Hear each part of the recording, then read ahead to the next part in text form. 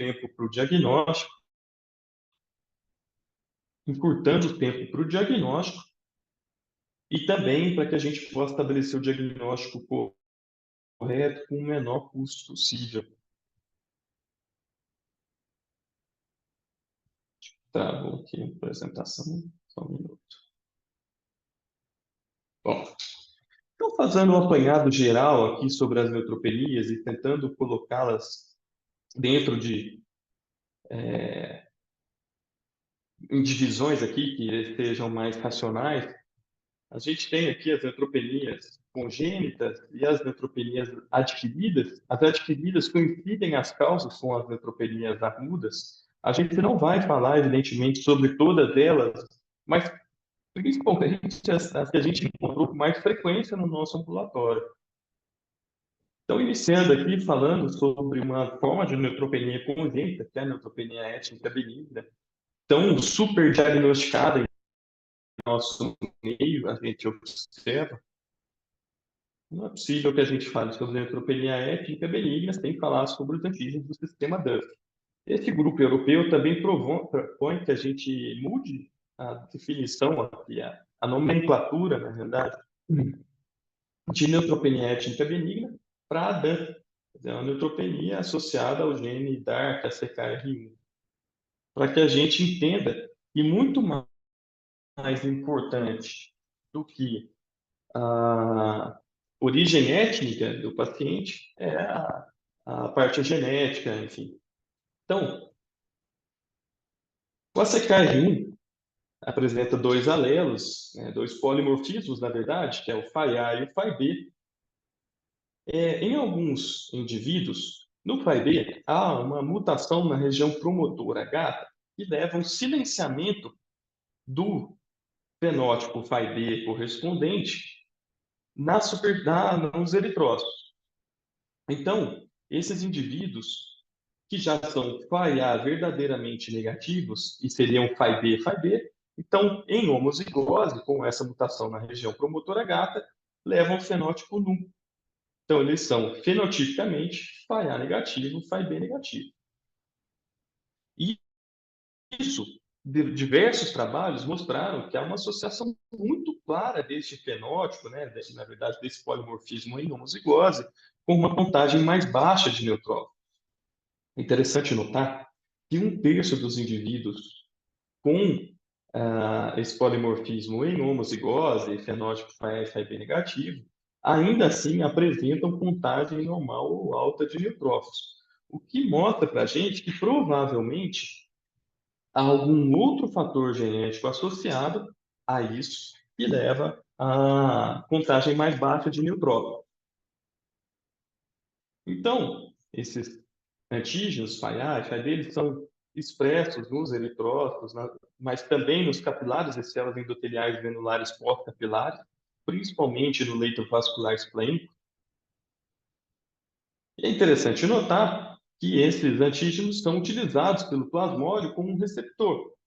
Então, essa mutação que ocorreu, levando ao silenciamento da expressão dos eritrócitos, confere uma resistência natural à malária. Quando a gente observa um mapa da distribuição dos alelos no mundo, é fácil a gente observar como a malária exerceu uma pressão seletiva importante para que esse alelo com essa variante tenha sua distribuição em determinados territórios. Esse guideline que eu citei propõe como fluxo de investigação para a neutropenia congênita grave que uma neutropenia isolada, sem manifestações extra-hematológicas, ou sinais e sintomas que sejam sugestivos de uma neutropenia congênita, sem infecções de repetição, indivíduos que pertençam a determinadas etnias, que se pense na possibilidade de neutropenia étnica benigna e se considere fazer a pesquisa do polimorfismo ou, pelo menos, a fenotipagem. O problema é, o que a gente observa no ambulatório, atualmente, dos pacientes em segmento, 31% dos pacientes são FAI-A e FAI-B negativo e não têm neutropenia étnica benigna. Desses 31%, alguns têm neutropenia autoimune primária, outros neutropenia autoimune secundária, outros foram classificados como neutropenia idiopática crônica porque apresentam aftas ou apresentam uma hipocelularidade anormal da medula óssea, que é incompatível com esse diagnóstico. Temos também paciente portador de LGL, que a princípio não fazia infecções de repetição, era neutropênico. Uma LGL completamente atípica, no esfregaço não se observava a presença de linfócitos grandes granulares, não tinha linfocitose ou linfopenia, e na investigação foi detectado, e curiosamente, cerca de 6 meses, um ano depois, evoluiu com uma franca expansão dessas células com necessidade de tratamento. Mas, em outro trabalho que a gente fez para validar nosso fenótipo em relação ao polimorfismo ali da região promotora H, também tínhamos pacientes com neutropenia fármaco-induzida e neutropenia secundária HIV, que não são nesses 31%. Então, diante disso, o que a gente tem feito no ambulatório é avaliado os pacientes com neutropenia crônica, se não há presença de infecções de repetição, e principalmente se a contagem é acima de 500 neutrófilos. Por quê? Dentro da literatura e mesmo nos nossos pacientes, raríssimos pacientes são portadores de neutropenia étnica benigna com neutropenia grave. Então, quando há contagem de neutrófilo menor do que 500, a gente parte para a investigação medular, pesquisa de anticorpos antineutrófilos para a exclusão de neutropenia autoimune, e então se pensa em neutropenia étnica benigna. Se esse paciente tem contagem acima de 500, a gente muitas vezes protela, dependendo da idade, do tempo de evolução, a avaliação medular, inicia pesquisa com neutropenia autoimune, então se considera a avaliação medular para em seguida pensar em fazer a fenotipagem eletrocitária.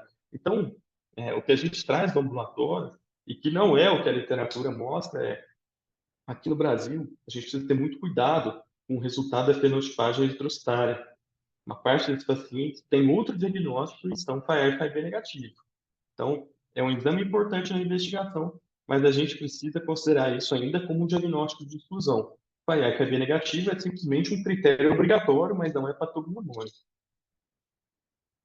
Partindo, então, para as outras neutropenias congênitas, a gente inicia a história com a neutropenia congênita grave. Rolf Kostmann, que era um militar do exército sueco no pós-guerra, avaliou 6 crianças com neutropenia grave, um bloqueio na mielopoese no estágio maturativo, e se observou que eram pacientes com herança autossômica recessiva. Muito à frente, já depois da década de 90, início dos anos 2000, é que se observou que a família que Kostmann descreveu era portadora de mutações no gene RAT1, realmente de herança autossômica recessiva, e está associado uma grande parte das variantes do RAT1 à epilepsia cognitiva, mas não todas as variantes. Então, se observou outras neutropenias, como a congênita grave, por Elane, em que não há manifestações extrahematológicas. Interessante notar que também é associada a Elane a neutropenia cíclica. A neutropenia cíclica e a neutropenia autoimune são neutropenias completamente diferentes, não podem ser confundidas, e essa é uma confusão que a gente vê com muita frequência. Eu vou falar um pouco melhor à frente. Neutropenia congênita grave pelo GF1, congênita grave por JAK1, como eu falei atrás, G6, PC3, síndrome de Barth, foram alguns dos pacientes que nós tivemos e que nós temos acompanhado no nosso ambulatório. Então, falando um pouco melhor agora sobre a congênita grave e sua associação com a neutropenia cíclica, a gente vai fazer alguns comparativos. Então, a neutropenia congênita grave apresenta neutrófilos persistentemente baixo ou abaixo de 500. A neutropenia cíclica, esses pacientes apresentam oscilações cíclicas, regulares, o que é diferente da neutropenia autoimune primária, que pode ter oscilações, pode ter uma contagem de neutrófilos flutuante. Aftas são frequentes nos dois, mas a neutropenia cíclica, elas são periódicas, geralmente acontece uma vez por mês, dura em torno de uma semana e melhora para daqui 3 semanas aparecer de novo. Periodontite e perda dentária secundária à periodontite por perda óssea alveolar é frequente nas duas causas. Temos uma paciente de 30 anos que já perdeu dois dos dentes, a irmã dela, aos 32 anos, não tem nenhum dos dentes na boca, então isso é muito importante. As infecções são frequentes e graves na neutropenia congênita grave, são frequentes na neutropenia cíclica, principalmente nos períodos de neutropenia. As manifestações extrahematológicas são variáveis na congênita grave, como eu mostrei ali atrás, G6PC3, alteração cardíaca, enfim, e são raras na cíclica, eu digo raras, na literatura a gente encontra que não há, mas a gente tem um paciente com síndrome de Barth, com miocardiopatia, e que apresenta a neutropenia com um padrão cíclico regular. Inicialmente foi diagnosticado com neutropenia cíclica e posteriormente, em avaliações um pouco mais profundas, a gente observou que tinha essas alterações cardíacas e o gene era compatível com síndrome de Barth. Síndrome mielodysplásica, leucemia mieloide aguda, alto risco na congênita grave, fala um pouco mais à frente, e nunca foi descrito na neutropenia cíclica. Mortalidade por sepsis tem alto risco na congênita grave, mesmo em uso de granuloquina, é moderado na neutropenia cíclica. Vários genes são associados à congênita grave e, dependendo da coorte, 80% a 100% são por variante Elane na neutropenia cíclica. A gente fala da periodontite, perda dentária. É interessante notar que esse paciente apresenta periodontite, perda dentária, mesmo em uso de granuloquina e com contagem de neutrófilos normalizada pela medicação. Isso apresenta uma de suas explicações nas catalicidinas, são sintetizadas como propeptídeos. A única catelicidina humana descrita até hoje é a HCAP18, que apresenta um domínio biológico ativo C-terminal. Então, na realidade, é o seguinte: a HCAP18 é toda a molécula, a sua porção C-terminal é a LL37, ela sofre um processo de clivagem, então, pela proteinase 3, elastase neutrofílica e catepsina G, é clivada e a sua porção ativa, LL37, é liberada. A LL37 é um peptídeo com ação antimicrobiana, com funções quimiotáticas. Ela é chamada LL37, então HCAP18 é uma catelicidina que apresenta 18 quilodaltons, é uma catelicidina humana com 18 quilodaltons, e a sua porção C-terminal tem 37 aminoácidos, começando com duas leucinas, por isso o nome é LL37. Aqui é interessante, o grupo sueco fez um trabalho mostrando, então, isso que eu expliquei. A mediana de contagem de neutrófilos dos pacientes desse estudo era maior do que nos pacientes com neutropenia autoimune primária, neutropenia idiopática, neutropenia étnica benigna. Por que era maior? Ele estava em uso de granuloquina. Mas mesmo com contagens maiores, a HCAP18 dosada desses pacientes era muito mais baixa do que nas outras etiologias, mostrando que, mesmo em uso de granuloquina e com contagem normal de neutrófilos, esses pacientes apresentam um comprometimento importante da função neutrofílica. Daí a gravidade desses pacientes. Então, voltando aqui ao nosso quadro, por que é importante a gente diferenciar a neutropenia cíclica? Primeiro ponto, como a gente faz o diagnóstico de neutropenia cíclica? É preciso fazer 2 a 3 hemogramas por semana, por pelo menos 6 semanas. O que a gente tem visto na prática são colegas fazendo hemogramas semanais e a gente não vai conseguir fazer o diagnóstico. Por quê? Vou dar um exemplo de um paciente do nosso ambulatório, em que ele apresentava ciclos em torno de 17 dias com apenas 3 dias de neutropenia. Se eu fizer um hemograma semanal, ou mesmo 2 vezes por semana, eu corro o risco de não pegar o período de neutropenia. Eu preciso ver pelo menos 2 ciclos para que eu possa chamá-lo e classificá-lo como portador de neutropenia cíclica. Além disso, eu não posso substituir a contagem de neutrófilos, os hemogramas, pela pesquisa da variante genética. Não, além da neutropenia congênita grave também está associada a variantes da Elane, a gente pode observar que não existe, se a gente olhar em negrito, são variantes comuns as duas doenças. Então, não existe uma variante ELANE que seja específica da neutropenia cíclica ou da congênita grave. O que existe é que são famílias que apresentam como manifestação clínica a neutropenia cíclica ou a neutropenia congênita grave. A explicação do porquê algumas famílias ciclam e as outras não ciclam ainda permanece obscura. Há vários modelos matemáticos tentando explicar isso, mas ainda não há uma explicação clara. E voltando, então, como não há uma variante gênica específica, por que é importante eu fazer essa diferenciação? Veja, na congênita grave, o risco de progressão para LMA em 10 anos chega a 2,3%. Tem um risco cumulativo em 15 anos para mortalidade por sepsis de 10% e chega a 22% de risco cumulativo para síndrome mielosplásica e leucemia mieloide aguda.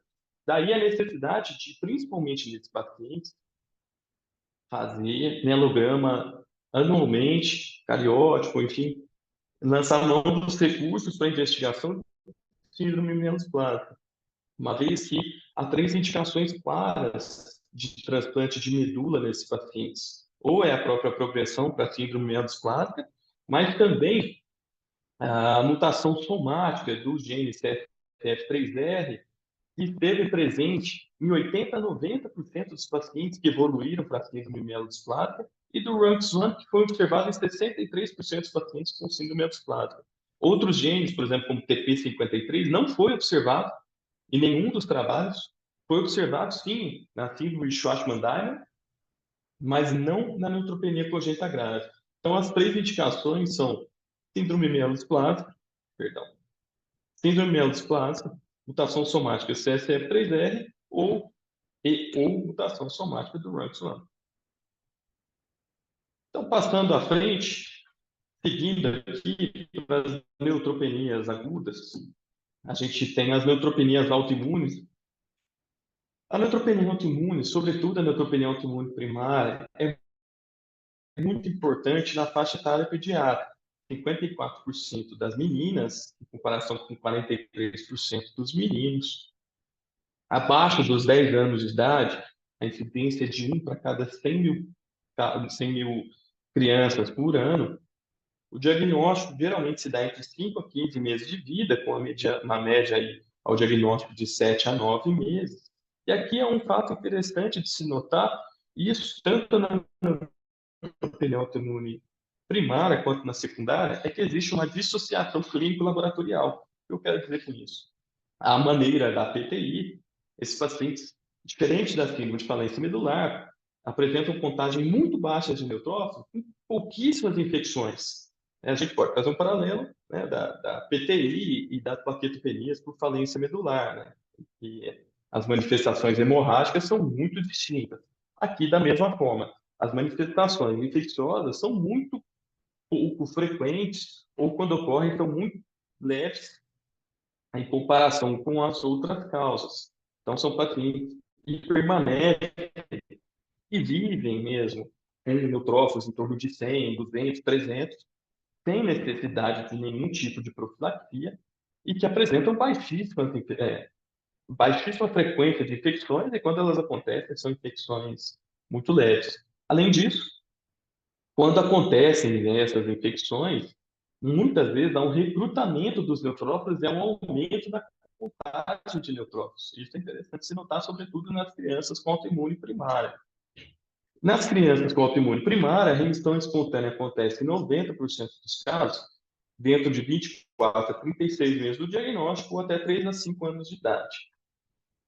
A medula óssea, nesses casos, principalmente na neutropenia autoimune da infância, geralmente tem celularidade normal ou aumentada, isso foi observada em 97% desses casos. Foram 133 pacientes submetidos à avaliação medular, maturação preservada, um certo retardo maturativo em neta-melose por fagocitose das formas mais maduras, segmentadas e bastão.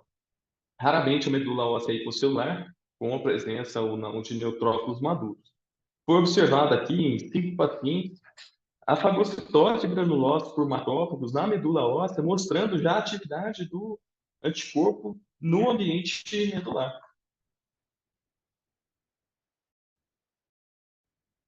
Então, para o diagnóstico laboratorial da neutropenia autoimune primária, é preciso que a gente faça a detecção do anti-HNA por testes de aglutinação, imunofluorescência. E, para que a gente chame de neutropenia autoimune primária, esses pacientes não podem ter outras alterações autoimunes, senão eles passam a ser classificados como secundários, ainda que essas manifestações autoimunes sejam a PTI e uma anemia hemolítica autoimune. É preciso pelo menos 3 a 4 testes negativos para que se considere a exclusão do anticorpo, para que a gente diga que esse paciente não tem anticorpo, e não basta que a gente encontre o anticorpo. Principalmente nas pacientes com gestação prévia ou história transfusional, esse anticorpo encontrado pode se tratar de um haloanticorpo portanto, não ser o responsável pela neutropenia. É preciso genotipar o HNA para que a gente diga que realmente se trata de um autoanticorpo. E aí, por que eu disse, né, aqui que a anemia hemolítica autoimune, a PTI, se estiver associado, se classifica como neutropenia autoimune secundária? Aparentemente, isso não é simplesmente uma questão de definição, mas há alterações aí da natureza do próprio HNA envolvido nisso.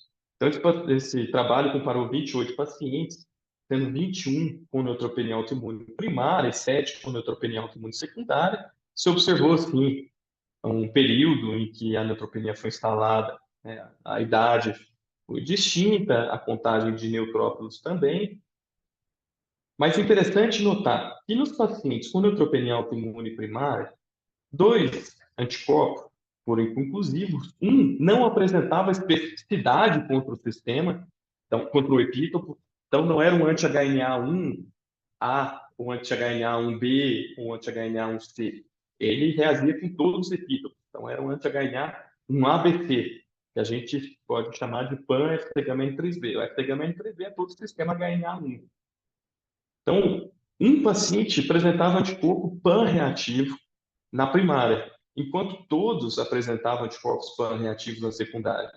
É interessante notar que esse único paciente com anticorpo pan-reativo na primária não entrou em remissão dentro da faixa etária esperada até os 6 anos de idade. Quando a gente olha a realidade do nosso ambulatório, a gente percebe também que as primárias tiveram início na infância, apenas um paciente com mais de 10 anos de idade, mas todos os outros abaixo dos 2 anos. E as secundárias, todos os adultos que tiveram neutropenia autoimune eram secundárias, e algumas crianças.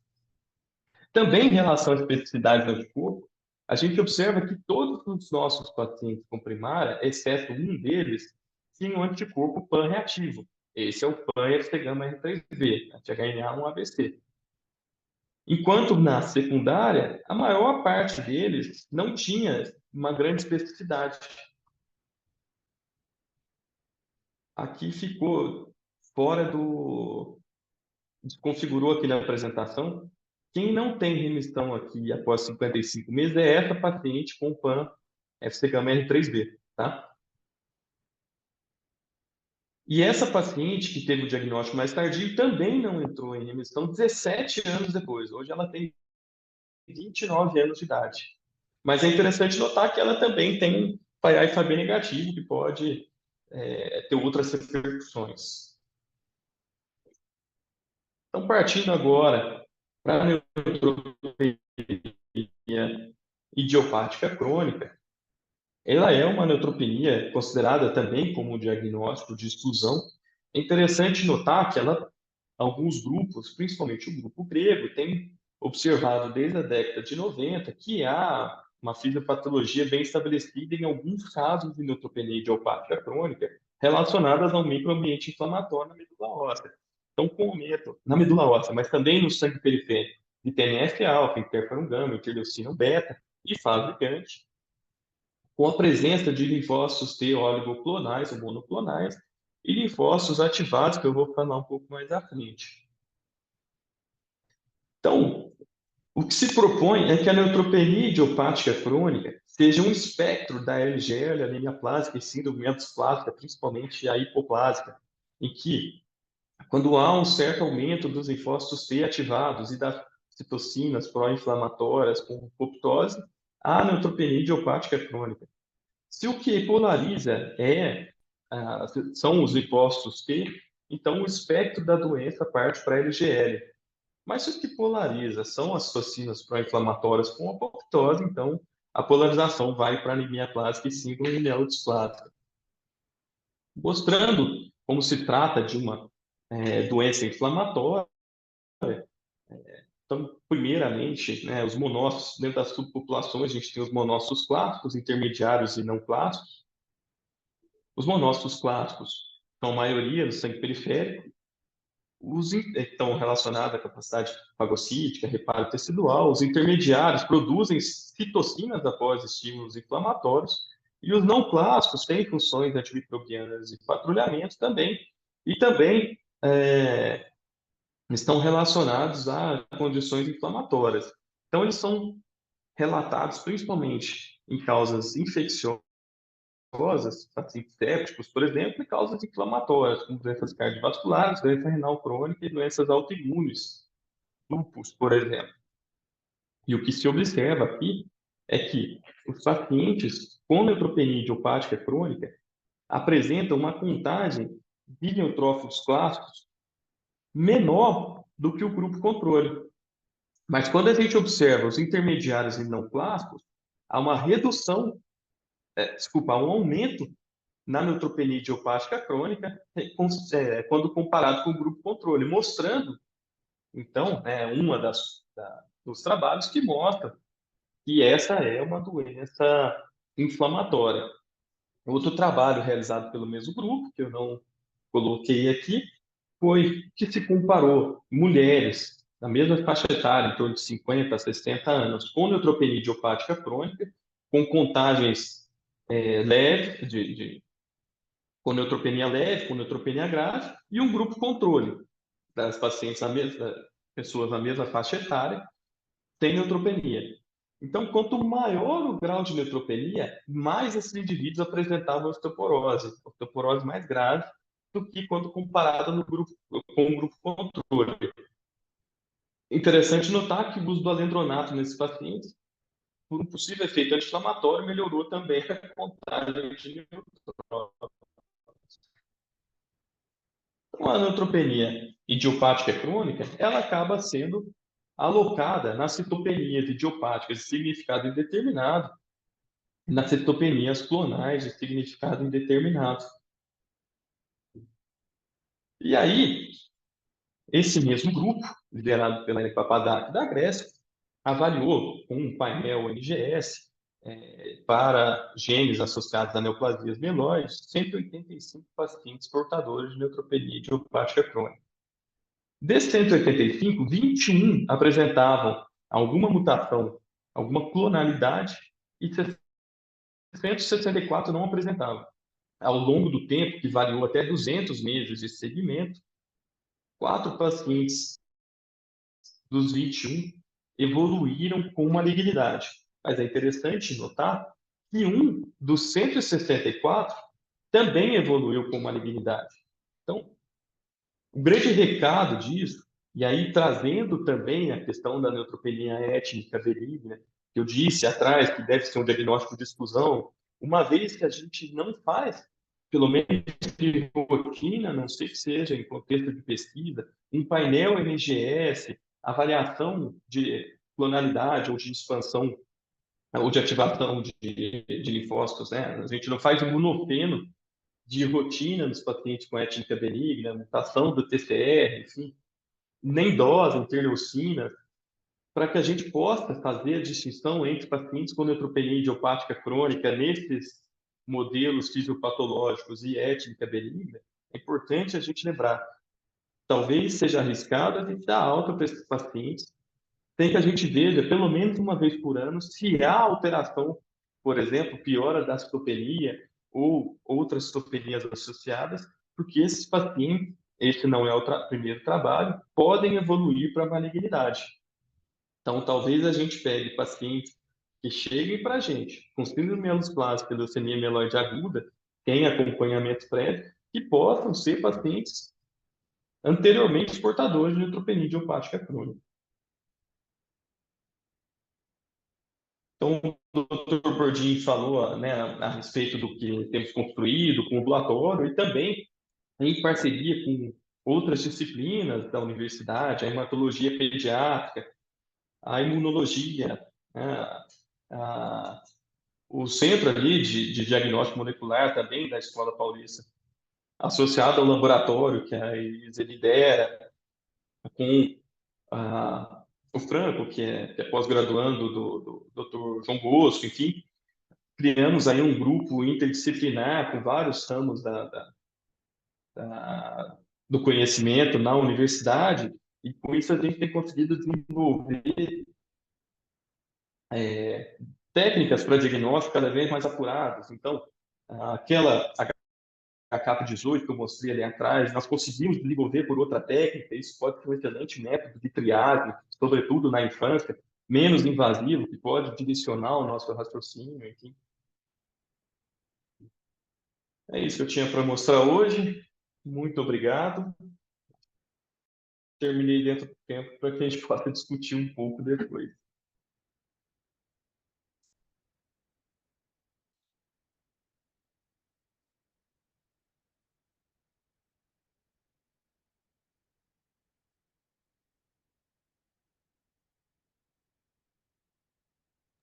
Muito bom, Renato. Obrigado pela apresentação. Eu não vou tomar o tempo das pessoas que queiram fazer alguma pergunta a você. Está aberto aí, Celso, se quiser comandar a discussão aí. Não sei se o Celso está aí ainda. Não, estou aqui. Desculpa, Celso. Eu vou falar que eu estou no carro, eu acho que eu vou falar primeiro, que eu tenho medo que caia a minha conexão aqui. Bom, eu sou suspeito em falar, porque eu acompanho isso junto com todos aí, mas não posso deixar de cumprimentar e parabenizar o grupo todo e a liderança do Bordim, que criou esse grupo para estudar neutropenia. É um laboratório que é referência mundial, não é só aqui na América Latina, pelo que o Bortim mostrou, a importância desse grupo, desse laboratório, e essa também relação com o aspecto clínico que o Renato está fazendo, que o Renato desenvolveu nesse ambulatório, realmente isso completa aí, ou complementa toda a questão da neutropenia. Então, é uma satisfação poder acompanhar. Eu tenho certeza que a importância disso para a disciplina, para a escola e para todos é muito grande. Então, era isso que eu queria dizer. Obrigado, Dante. Passando aí para o Celso. Tem uma pergunta do Gabriel aqui. Um paciente adulto idoso que se apresenta com neutropenia crônica, como selecionamos aquele que será necessário avaliação medular anual? Bom, é uma excelente pergunta. Na verdade, a principal preocupação que a gente tem com esse paciente, sem dúvida nenhuma, é a síndrome mielosplásica, ou o desenvolvimento da síndrome mielosplásica, da leucemia mieloide aguda. A avaliação inicial desse paciente, praticamente todos os grupos que a gente tem conhecimento, a gente faz isso também, dentro da investigação inicial, ainda que esse paciente tenha um tempo mais prolongado de neutropenia, e mesmo que esse paciente apresente o fenótipo FAI e FAB negativo, a gente faz uma avaliação medular inicial. E a avaliação medular anual depende muito do comportamento ao longo do tempo. Quer dizer, a gente não avalia de rotina a medula anualmente desses pacientes, a não ser que eles apresentem uma piora das citopenias ou associação com outras citopenias. Então, aí, nesse caso, a gente reaborda a medula. Mas, via de regra, a gente não avalia anualmente esses pacientes na ausência dessas alterações. Acho que falando do consultório ali de hematologista, hoje o que está disponível é o painel NGS acho que para a maioria das pessoas que tem uma condição ali de pagar, né? Os planos não cobram ainda, mas dá uns R$ 2.800 mais ou menos, e já dá uma boa ideia, né? Quando você está querendo descartar mielodisplasia, porque tem aqueles 46 genes ali principais que... e aí a pergunta só também do ponto de vista prático, Renato, que eu vejo muito, a gente discute com os residentes até no ambulatório, né? E você mostrou, mas do ponto de vista prático, tirando pesquisa, né? Como que você abordaria esse paciente, né? Classicamente, a gente até acha engraçado que a gente sempre fez aquele hemograma pós-esforço, historicamente, né? Que era você fazer um hemograma, apesar de que tem uma evidência baixa, né? De que seja útil na prática, né? Vários pacientes até melhoram a neutropenia com esforço físico, mas você também eu acho que como é uma área do conhecimento pouco estudada, né? Bem pouco estudada, então a gente acaba que tem uma parte do que a gente faz ali na rotina do dia a dia não obrigatoriamente é baseada em evidência, né? Então, quando você não tem acesso a tecnologias, como que dá para fazer além disso que a gente já comentou, né? Para você tentar direcionar, porque uma coisa é o que dá para fazer num laboratório de pesquisa, ou outra questão seria essa, se o laboratório é aberto para quem quiser mandar pacientes de investigação, e aí seria algo até para divulgar, né, pessoal de consultório e tal, que tiver neutropenias para investigar, porque realmente não vai ter nos privados nada que possa ser feito nesse sentido, não. Essa é uma pergunta interessante, porque quando a gente estava montando o ambulatório, a primeira pergunta que os residentes faziam é: mas que hora que você faz hemograma pós-esforço? Eu falei: nunca, a gente não vai fazer. Mas espera aí, isso é muito claro. É interessante porque tem alguns trabalhos que o que a gente classicamente fazia no hemograma pós-esforço era principalmente para tentar estudar se esse paciente tinha reserva, se esse paciente mobilizava ou marginado, pensando, por exemplo, na possibilidade de uma neutropenia étnica benigna. E é interessante porque os trabalhos mostram que a neutropenia étnica benigna mobiliza menos do que a população tem étnica benigna aos esforços, aos estímulos, como esforço, corticoide, tabagismo, alimentação. Então, se eu tenho um paciente com neutropenia, eu faço um hemograma pós-esforço e ele não mobiliza, eu não excluo, em absoluta, a possibilidade de uma neutropenia étnica benigna. Mas se eu tenho um paciente neutropênico e que eu faço o teste e ele mobiliza, eu também não consigo afastar ou confirmar outras causas, como neutropenia autoimune, que pode ter mobilização também e apresentar elevação da contagem. Então, na prática, é um exame muito pouco informativo. Quando eu penso, por exemplo, em outras causas, como síndrome de falência medular, elas vão ter outros comemorativos, como úlceras orais, infecções, uma contagem mais baixa de neutrófilos. O que acontece na prática, eu concordo, fora do contexto de pesquisa, é um pouco mais difícil de fazer, às vezes, o diagnóstico, por exemplo, o anti-HNA não está disponível, mas a gente pode lançar mão de outras coisas. Então, outros marcadores de autoimunidade, a gente aqui, né, principalmente, lida com paciente adulto. Então, no paciente adulto, a neutropenia autoimune prevalece a secundária. Então, eu vou encontrar um paciente com TAD positivo ou com algum outro marcador de autoimunidade que não exclui, evidentemente, a possibilidade de fazer o anti-HNA, mas ela pode nos fornecer pistas aí da etiologia dessa alteração. Como você bem falou, hoje a gente tem um pouco mais facilidade, pelo menos no privado, de fazer exames moleculares, como o painel NGS. A avaliação medular, eu acho que é um dos pontos fundamentais do hematologista. O que a gente tem observado hoje, eu não sei se é a mesma percepção que você, talvez até vocês observem mais, que antigamente eles faziam muito mais avaliação medular para entender como era o microambiente medular, e hoje, cada vez menos, a gente tem visto os pacientes serem vistos aí com esfregato sangue periférico e com avaliação medular para a gente ter um status da celularidade, enfim. Então, eu acho que o que muda, que eu tentei trazer aqui na prática, foram pouquíssimos exames que são específicos ao contexto de pesquisa.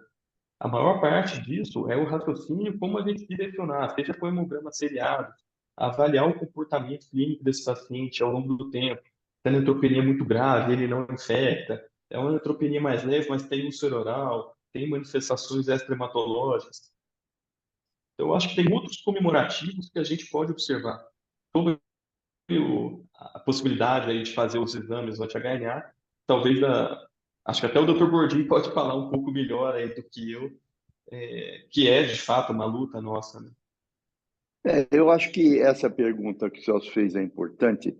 Ô, Celso, eu acho que o que a gente nota na prática é que a neutropenia ela sempre foi, como eu disse no início, meio deixada de lado e frequentemente o pessoal que aborda esses pacientes não tira uma história adequada do paciente, que é fundamental, não tem uma rotina adequada para investigar, porque se você colocar no grande grupo, né, dos adultos, você vai ficar aí com uma cíclica, que a história é importante, muito importante. Você faz o gráfico fácil, mostrando que é uma cíclica, e tomando essa atitude de perguntar. Perguntou, tem aftas com frequência, depois melhora e assim por diante, você já começa a direcionar.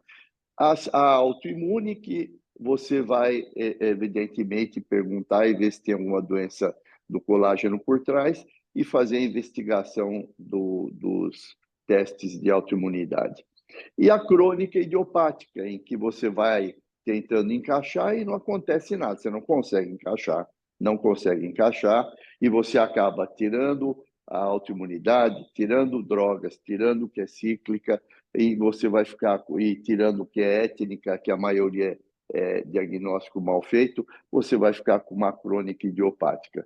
Então, na verdade, os 3 grandes grupos no adulto, eles se encaixam nisso. A investigação do laboratório é importante, mas ela deve ter critérios, como o Renato bem falou, porque são exames caros, trabalhosos.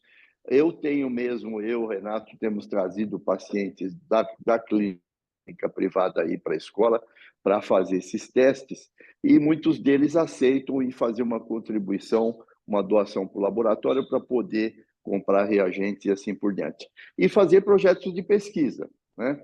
Infelizmente, a gente tem limitação para cobrança, né, via universidade, a gente está tentando equacionar isso, mas a ideia da formação do grupo brasileiro de neutropenias é um pouco isso, trazer mais pacientes, né, e convidar que os colegas mandem, e aí sim facilitar eventualmente o financiamento desses testes.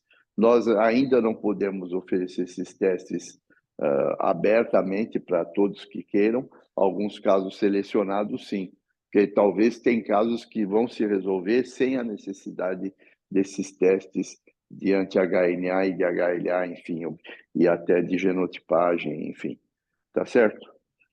Eu acho que, Renato e Celso, nós estamos aí com o tempo esgotado, não é isso? Que é isso, né? Obrigado, então. Boa semana a todos e passar para... Deixa eu só comentar, Celso. Vai ter uma terapia hoje. Celso, deixa eu Fala. comentar.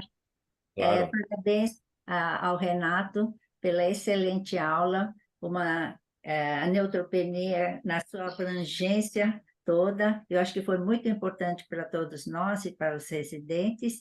E parabéns também ao Bordim e toda a sua equipe que desenvolveram tudo isso ao longo dos anos. Era isso. Obrigado, Muito Mioco, obrigado. muito obrigado.